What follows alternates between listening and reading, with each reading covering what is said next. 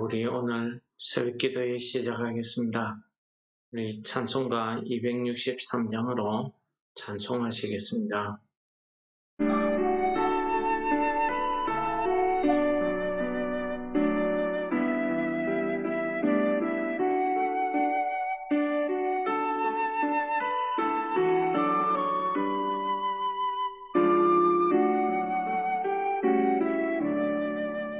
이 세상 험하고 나 비록 약하나 늘 기도 힘쓰며 큰 권능 얻겠네. 주의 은혜로 계속 받아서 비와 같이 붉은 죄문같이 이겠네. 주님의 권능은 한없이 크오니 돌같은 내 마음 못 녹여주소서. 주의 은혜로 계속 받아서 비와 같이 붉은 죄 눈같이 이겠네. 내 마음이 약하여 늘 넘어지오니 주 예수 힘주사 굳세게 하소서. 주의 은혜로 계속 받아서 비와 같이 붉은 죄 눈같이 이겠네. 죄사함 받은 후 새 사람 되어서 주 앞에 서는 날 늘 찬송하겠네. 주의 은혜로 계속 받아서 비와 같이 붉은 죄 눈같이 이겠네.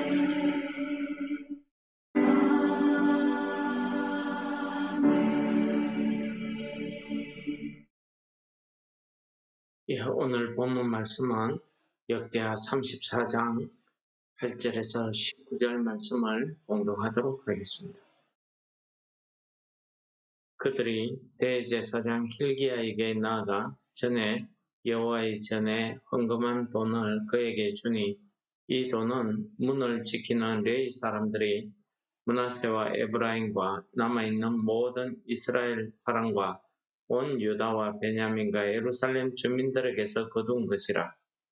그 돈을 여호와의 전 공사를 감독하는 자의 손에 넘기니 그들이 여호와의 전에 있는 일꾼들에게 주어 그 전을 수리하게 하되 곧 목수들과 건축하는 자들에게 주어 다듬은 돌과 연접하는 나무를 사며 유다 왕들이 헐어버린 성전들을 위하여 들보를 만들게 하매 그 사람들이 성실하게 그 일을 하니라. 그의 감독들은 레위 사람들 곧 므라리 자손 중 야합과 오바댜여 그 자손들 중에 스가랴와 무슬람이라. 다 그 일을 감독하고 또 악기에 익숙한 레위 사람들이 함께 하였으며 그들은 또 목독군을 감독하여 모든 공사 담당자를 감독하고 어떤 레위 사람은 서기와 관리와 문지기가 되었더라. 무리가 여호와의 전에 헌금한 돈을 꺼낼 때에 제사장 hil기야가 모세가 전한 여호와의 율법책을 발견하고 hil기야가 서기관 사반에게 말하여 이르되 내가 여호와의 전에서 율법책을 발견하였노라 하고 hil기야가 그 책을 사반에게 주매 사반이 그 책을 가지고 왕에게 나아가서 복명하여 이르되 왕께서 종들에게 명령하신 것을 종들이 다 준행하였나이다.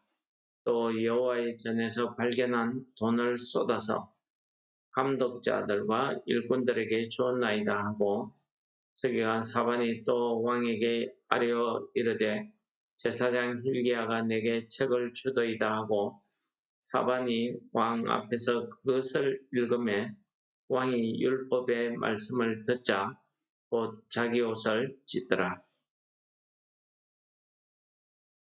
오늘 말씀은 요시야 왕이 이제 18년 되던 해, 그러니까 그가 26세쯤 되던 해에 여호와의 성전을 수리하고자 했습니다. 그것은 그의 할아버지, 그의 아버지가 성전을 헐어버리고 성전문을 닫았고 또 성전의 우상의 제단들을 세우면서 많이 해파되었기 때문입니다. 이 성전을 다시 수리하기 위해서 그 전에 이 성전 수리를 위해서 많은 사람들을, 레위인들을 불러 모았는데 이 성전 수리에 드는 비용을 오늘 말씀이 아주 자세하게 전해주고 있습니다. 그러니까 하나님 앞에 성전 수리를 하기 위해서 헌금한 그 돈을 대제사장 hil기야에게 주었는데 그것은 레위 사람들이 그 전에 그러니까 므낫세 왕 이전이겠죠. 그 전에 이 성전에 들어오면서 사람들이 헌금한 돈입니다. 므낫세 에브라임이나 이스라엘에 포로로 잡혀가지 않고 남아있던 사람들 그리고 유다, 베냐민, 예루살렘 주민들이 헌금통에 넣어서 헌금을 했던 그 돈을 가지고 여호와의 전을 수리하는 일을 했습니다. 이렇게 여호와의 전을 수리하는 일을 하는데 오늘 한 가지 우리가 중요한 사건이 벌어지게 됩니다. 그것은 이 성전 수리를 하기 위해서 감독자에게 돈을 주기 위해서 이 사람들이 여호와의 전에 헌금한 돈을 꺼낼 때에 제사장 hil기야가 모세가 전한 여호와의 율법책을 발견했다고 합니다. 그러니까 율법책을 발견했다는 것은 그동안 오랜 세월 동안에 제사장들이 이 율법책을 가지고 와서 백성들에게 율법을 읽어주고 가르쳐야 되는 이 일을 그동안 하지 않았다는 사실을 우리에게 가르쳐 줍니다. 이 율법책은 옛날 양피 두루마리로 이렇게 만들어져 있는데 그것을 성전 어느 곳에 넣어두었는지 모르고 있다가 오늘 헌금을 꺼내면서 발견이 된 겁니다. 이거 보면은 아마 이 모세의 율법책이 헌금통 안에 같이 있었던 것 아닌가 이런 생각이 듭니다. 그래서 므낫세나 아몬 왕이 이 성전을 해파하는 과정에서 만약에 그 율법책이 발견되었다고 하면은 아마 그 율법책도 불태우지 않았겠나 이런 생각을 합니다. 어쨌든 놀라운 사실은 여호와의 율법책이 그렇게 성전이 파괴되는 과정에도 파괴되지 않고 살아남았다는 거죠. 그리고 그 율법책이 제사장 hil기야가 발견을 하게 됐다. 그 율법책을 서기관 사반에게 주었고 서기관 사반이 왕에게 가서 그동안의 성전 수리에 대한 일을 자세히 보고합니다. 보고하면서 율법책에 대한 내용을 이야기하는데 이게 율법책이라고 말하지 아니하고 그냥 제사장 hil기야가 한 책을 주었다고 이야기하면서 그 책을 왕 앞에서 읽게 됩니다. 그 모든 내용을 다 듣고 난 요시야 왕의 행동이 오늘 19절에 왕이 율법 말씀을 듣자 곧 자기 옷을 찢었더라 라는 말씀을 하고 있습니다.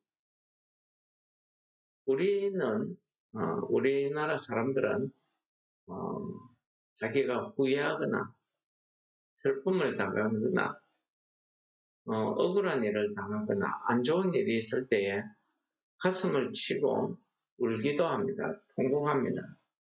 근데 히브리 사람들은, 이 이스라엘 사람들은 자기가 슬픔을 당하거나 어려움을 당할 때에는 옷을 찢는 이런 습관이 있다고 합니다. 혹은 죄를 뒤집어 쓰는 그런 티끌이나 죄를 뒤집어 쓰는 그런 문화가 있는 모양입니다. 오늘 요시야 왕이 옷을 찢은 경우는 그러한 경우가 아니라 하나님 앞에 회개하는 경우가 되겠습니다. 자기가 하나님 앞에 회개할 때에 하나님의 말씀을 듣자 그가 옷을 찢었다는 것은 그 하나님의 말씀, 즉 모세의 율법을 들으면서 그동안에 자기 아버지, 자기 할아버지의 죄가 얼마나 큰지를 깨달았고 또 자기가 다스리는 이 유다 백성들, 이스라엘 백성들이 현재 하나님 앞에 얼마나 죄악된 삶을 살고 있는지를 깨달은 겁니다. 또 한 가지는 그런 죄 때문에 이제 곧 하나님의 심판이 임할 것을 그가 깨달은 거죠. 이 하나님의 심판이 임할 것을 알고 나서 이 요시야 왕이 얼마나 그가 마음이 찢어질 것 같았으면 그 찢어지는 마음을 이 옷을 찢는 것으로 표현을 하고 있습니다.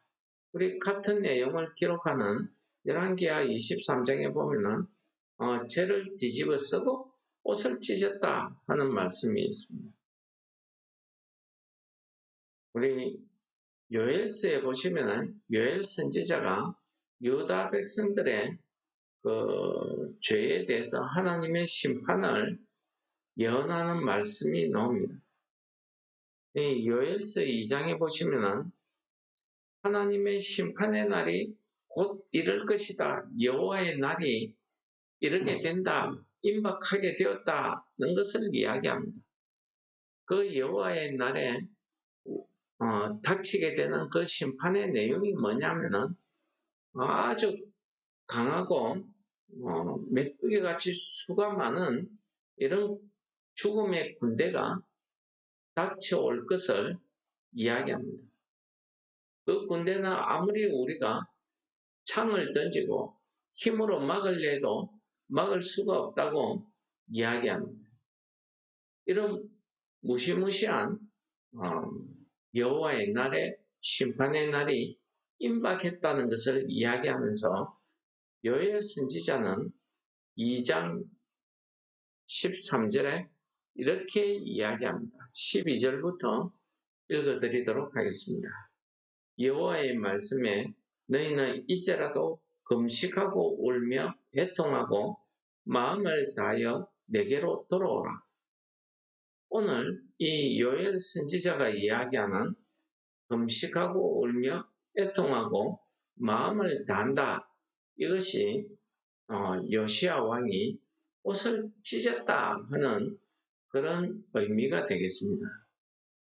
우리 욥기서에 보면은 욥이 자기가 당한 자녀들이 하루아침에 죽고 모든 재산이 다 빼앗겨버리고 이런 일들이 일어났을 때 자녀들이 죽었다는 소식을 듣고 그가 옷을 찢고 그를 뒤집어 쓰는 그런 모습을 보여줍니다. 극한 슬픔이지. 오늘 이 요시야 왕은 그런 슬픔을 넘어서서 우리가 하나님 앞에 어떻게 회개해야 되는 것을 그 회개의 모습을 바로 보여주는 겁니다. 계속해서 요엘서 2장 13절에는 이렇게 이야기합니다. 너희는 옷을 찢지 말고 마음을 찢고 너희 하나님 여호와께로 돌아올지어다. 그는 은혜로우시며 자비하시며 노하기를 더디하시며 이내가 크시사 뜻을 돌이켜 재앙을 내리지 아니하시나니 주께서 혹시 마음과 뜻을 돌이키시고 그 뒤에 복을 내리사 너희 하나님 여호와께 소제와 전제를 드리게 하지 아니하실런지 누가 알겠느냐. 바로 이 12절, 13절, 14절 말씀을 통해서 요엘 선지자는 여호와의 날이 임박했기 때문에 지금 우리가 할 수 있는 것은 우리가 하나님 앞으로 돌아서는 것이다. 하나님 앞으로 돌아가는 그 첫 번째 단계가 무엇이냐면은 금식하고 울며 애통하고 마음을 다하여 여호와께로 마음을 돌이키는 것. 이 마음을 돌이키는 것, 이것을 성경은 회개라고 이야기합니다. 여러분, 내 마음이 변하게 되면 내 행동이 변합니다. 내 마음이 변하면 내 말투도 생활 습관도 변하게 되겠죠. 내가 마음이 변했는데 나한테 아무런 생활 습관이나 말이나 행동이 변하지 않았다고 하면 그거는 아마 일시적으로 마음에 감동이 되었거나 일시적인 감정일 것입니다. 내가 정말로 하나님 앞에 돌아서는 회개를 한다는 것은 내 삶을 바꾼다는 뜻을 이야기하고 있습니다. 여러분, 오늘 서기관 사반이 요시야 왕에게 이 율법책을 가지고 갈 때에 이것이 여호와의 율법책입니다 하고 이야기한 것이 아닙니다. 그냥 제사장 hil기야가 내게 책을 주더라 라고 이야기하면서 그 책을 읽은 겁니다. 여호와의 말씀입니다. 하나님의 말씀이 요시야 왕에게 그 심령에 하나님의 말씀이 들어가면 이렇게 회개하고 회개하게 되는 이런 변화가 나타난다는 거지. 우리가 참 회개를 하지 못하는 것은 하나님의 말씀이 우리 안에 없기 때문입니다. 우리가 하나님의 말씀을 듣고 순간의 감정으로 감동하거나 혹은 감정에 격해서 슬퍼할 수는 있습니다. 그러나 그 기분이나 그 감정은 우리 속담에도 있듯이 3일을 넘어가지 못할 것입니다. 참 회개는 무엇입니까? 계속해서 하나님의 말씀이 내 속에 있어서 내가 하고자 하는 이 행동, 내가 하고자 하는 이 생각, 말, 생활 습관 이런 것들을 못하게 하는 겁니다. 그것이 하나님 말씀의 능력입니다. 그 하나님의 말씀이 내 속에 있다는 것은 내가 지식적으로 하나님의 말씀을 외우고 있는 것, 지식적으로 이게 무슨 뜻이다 해석하는 것, 이것을 말하는 게 아닙니다. 그 말씀이 살아서 생명력이 있어서 우리의 심령과 골수와 뼛속까지도 우리의 영혼까지도 다 찔러 뜯는다고 이야기합니다. 이것이 무슨 말씀입니까? 하나님의 말씀은 살아서 생명력이 있기 때문에 우리 속에서 내가 시험을 당할 때, 내가 억울한 일을 당할 때, 내 감정이 일어날 때 그것이 하나님의 말씀에 의해서 제거가 되어야 합니다. 억눌려져야 되는 겁니다. 그런데 그렇게 되지 않는다는 것은 나는 내 속에 하나님의 말씀이 없다는 것을 이야기합니다. 여러분, 저도 마찬가지고 여러분도 마찬가지죠. 오늘 하루를 쭉 살아가다 보면 어제와 마찬가지로 우리의 감정을 건드리는 것들, 우리를 죄로 끌고 가는 일들이 얼마나 많습니다. 우리를 시험에 죄에 빠뜨리는 것들이 많이 있습니다. 그것이 사람이 될 수도 있고 그것이 어떤 사건이 될 수도 있고 어떤 일이 될 수도 있습니다. 그러나 그러한 시험을 우리가 당할 때, 눈앞에 닥쳤을 때 내가 내 마음대로 내 감정대로 하는 것이 아니라 하나님의 말씀으로 물리칠 수 있어요. 이것이 살아서 운동력이 있는 하나님 말씀의 능력입니다. 오늘 요시야 왕에게는 서기관 사반이 읽어서 들려주는 하나님의 말씀이 요시야의 왕의 마음에 그 심령에 살아서 운동력이 있어서 역사하는 겁니다. 영과 혼과 심령 골수까지 찔러 쪼개었기 때문에 옷을 찢는 행동으로 나타난 겁니다. 전통적으로 이스라엘 사람들, 히브리 사람들이 옷을 찢는 것은 슬픔과 극한 분노를 나타낼 때에 하는 행동입니다. 그러나 거기에 죄를 뒤집어 쓴다. 이것은 하나님 앞에 회개하는 자의 모습입니다. 이렇게 회개할 수 있는 것은 여러분 그 당시에는 지금처럼 이렇게 옷이 흔하지 않았습니다. 옷을 하나 만든다고 하는 것은 참 어렵습니다. 이 귀한 것을 찢어버리는 정도라고 하면은 상당한 슬픔과 분노 아니겠습니까? 오늘 요시야 왕은 하나님의 말씀을 듣고 자기 마음이 찢어지기 때문에 그 행동이 옷을 찢는 것으로 드러난 겁니다. 하나님 앞에 회개하는 거죠.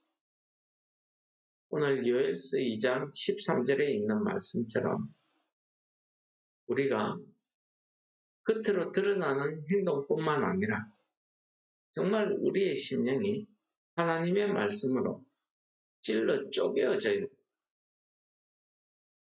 그래서 우리의 순간순간의 삶이 하나님께로 돌아오는 하나님을 향하는 그러한 오늘 하루의 삶이 되어야 될 줄을 믿습니다. 오늘 우리는 은혜로우시고 자비하시며 노하기를 더디하시며 인내가 크신 하나님을 향해서 우리의 심령이 하나님께 돌아서는 놀라운 은혜가 있으시기를 축원합니다. 말씀을 기억하시면서 하나님의 그 은혜, 그 능력이 말씀을 통해 우리 안에 이루어지기를 다 같이 기도하시겠습니다.